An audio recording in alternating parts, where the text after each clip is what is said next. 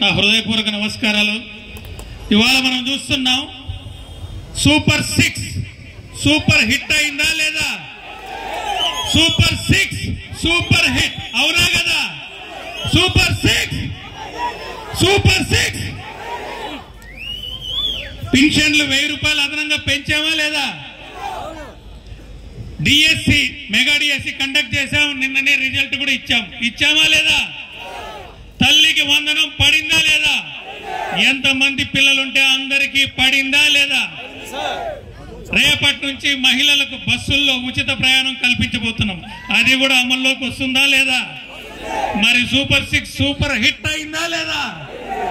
అంతేకాదు, మనం ఎన్నికల్లో ఏ అయితే హామీలు ఇచ్చామో అవి ఒక్కొక్కటిగా నెరవేర్చుకుంటూ పోతూ ఏదైతే తెలుగుదేశం పార్టీకి బ్రాండ్ అంబాసిడర్ గా ముద్రపడిందో అభివృద్ధి మరి చేతి వృత్తుల వారికి వెన్నెముకలాగా నిలబడ్డం, వాటిని కూడా తీర్చిదిద్దే విధంగా రోడ్ల నిర్మాణం, గ్రామీణ రోడ్ల నిర్మాణం, హైవేల నిర్మాణం, అలాగే జలాశయాల నిర్మాణం కూడా వేగవంతంగా చేసుకుంటూ పోతున్నాం.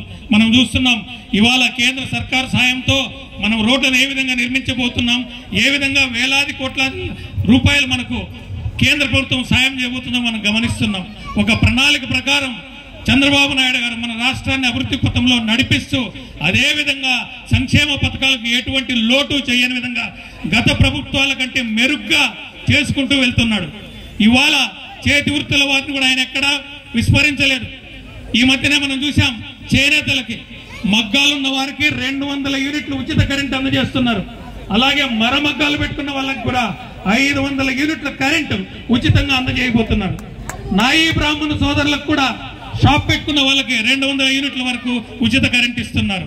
అలాగే మత్స్యకారులకు హాలిడే అప్పుడు, చేపల హాలిడే ఉన్నప్పుడు 20,000 రూపాయలు ఇస్తున్నారు. ఇలా చెప్పుకుంటూ పోతే చేతి వృత్తులకు ఎప్పుడూ కూడా ప్రోత్సహించడానికి వెన్ను చూపినటువంటి నాయకుడు చంద్రబాబు నాయుడు. అలాగే యువతకు ఉద్యోగాల కల్పన కోసం యువతని ప్రత్యేకించి గంజాయి మత్తులోంచి బయటికి తీసుకురావడం కోసం మన ప్రభుత్వం ఎంతగా పనిచేస్తుందో మనందరికీ కనబడుతోంది. సంక్షేమము అభివృద్ధి 2 కళ్ళుగా పెట్టుకునేసి ఈ కూటమి ప్రభుత్వము ఈ గడిచిన ఏడాది కాలంలోనే ఏమేం చేశారో మనం అందరం ప్రత్యేకంగా చూస్తున్నాం. సో ఈ ప్రభుత్వం ఇంకా 15-20 సంవత్సరాల పాటు ఉంటే మన చుట్టూ ఉన్న, మన రాష్ట్రానికి చుట్టూ ఉన్న ఇతర రాష్ట్రాల మాదిరిగా మనం పారిశ్రామిక అభివృద్ధిని, రైతుల అభివృద్ధిని, విద్యార్థుల ఉన్నతిని అన్నిటినీ మనం చూడగలుగుతామని కోరుకుంటూ జై చంద్రబాబు, జై తెలుగుదేశం. గౌరవనీయులు మన ప్రియతమ నాయకులు మన కదిరి ఎమ్మెల్యే కందికుంట వెంకటప్రసాద్ గారికి, అదేవిధంగా కూటమి నాయకులకు, రైతు సహోదరులకు, అదేవిధంగా మహిళలకు, పత్రికా విలేకరులకు అందరికీ పేరు పేరున నమస్కారాలు చేస్తున్నాను. మేము ఏదో మాట్లాడదామంటే మన సహోదరులు పవన్ కుమార్ రెడ్డి గారు చాలా మాట్లాడేశారు. చంద్రబాబు నాయుడు గారు ఏమేమి చేస్తున్నారని చెప్పేసి. చంద్రబాబు నాయుడు గారు అంటేనే ఒక విజన్ ఉన్న నాయకుడు.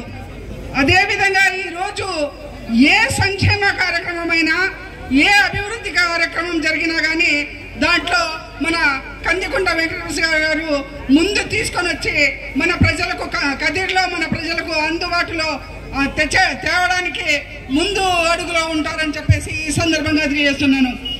అదేవిధంగా చంద్రబాబు నాయుడు గారంటే ఈరోజు చేసే సంక్షేమ కార్యక్రమాలు ప్రతి ఒక్కరూ ఎవరు లబ్ధి చెందుతున్నారంటే మన సహోదరిమణులు ఇళ్లలో చాలా సంతోషంగా ఆనంద బాష్పాలు కాలుస్తున్నారు. ఎందుకు అంటే ఒక విషయం కూడా మన ఆడబిడ్డలకే చేస్తున్నారు చంద్రబాబు నాయుడు గారు.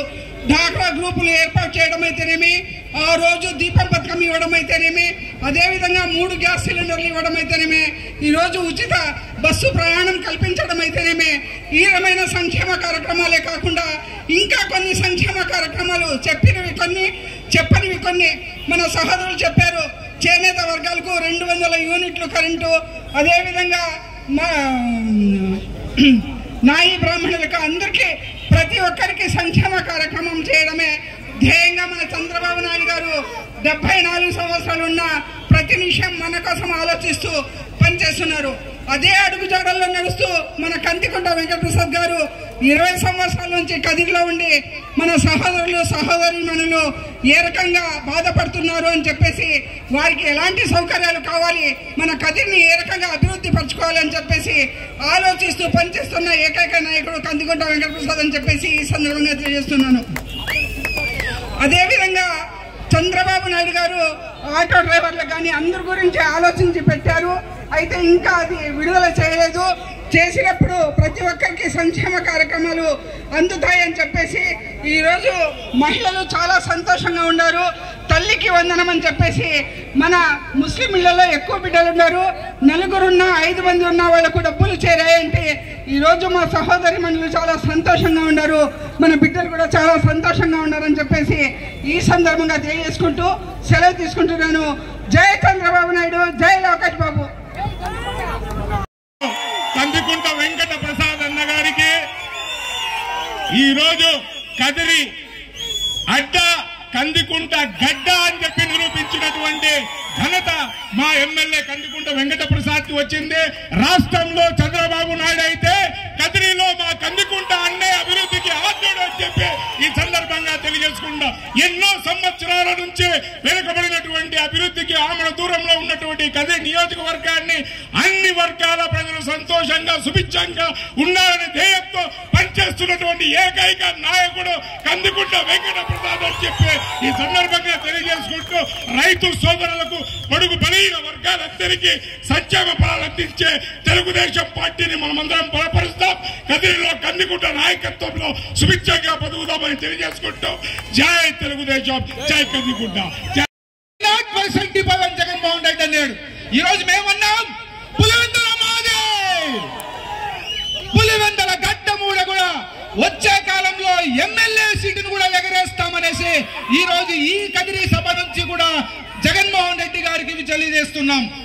అందుకోసమే ఈ రోజు చూస్తే వందలాది వేలాది రైతులు ఈ రోజు అన్నదాత సుఖీభవ తీసుకున్నటువంటి కృతజ్ఞతను ఈ ర్యాలీలో చూపించిన నాటికి అన్నగారి ఒక్క పిలుపుతో వేలాది మంది తరలివచ్చారంటే రైతులందరికీ కూడా పేరు పేరున నిజంగా నమస్కారాలు తెలియజేసుకుంటూ, రైతే రాజు, ఏ రోజుకైనా సరే ఏ ప్రభుత్వాలైనా రైతులే ఎప్పటికి కూడా ముందుకు తీసుకెళ్లాలి. అప్పుడే మనందరికీ కడుపుకు తినడానికి గింజలు దొరుకుతాయి. అందుకే అన్నదాత సుఖీభవ పేరుతో కేంద్ర ప్రభుత్వం ఇచ్చేటువంటి నిధులతో కలిపి 20,000 రూపాయలు సంవత్సరానికి ఇస్తూ మొదటి విడతలో 7,000 రూపాయలు ఇచ్చారు. రైతుకు ఇంకా ఎన్నో చంద్రబాబు నాయుడు గారు చేసి రైతుని ముందుకు తీసుకెళ్తారు. ఈ 5 సంవత్సరాల్లో నిజంగానే ఈ ఆంధ్ర రాష్ట్రంలో రైతు రాజుగా వెలుగొందుతాడు అని తెలియజేస్తున్నాం. ఈ అవకాశం ఇచ్చిన మీకు అందరికీ కూడా పేరు పేరున మరొక్కసారి ధన్యవాదాలు తెలుపు.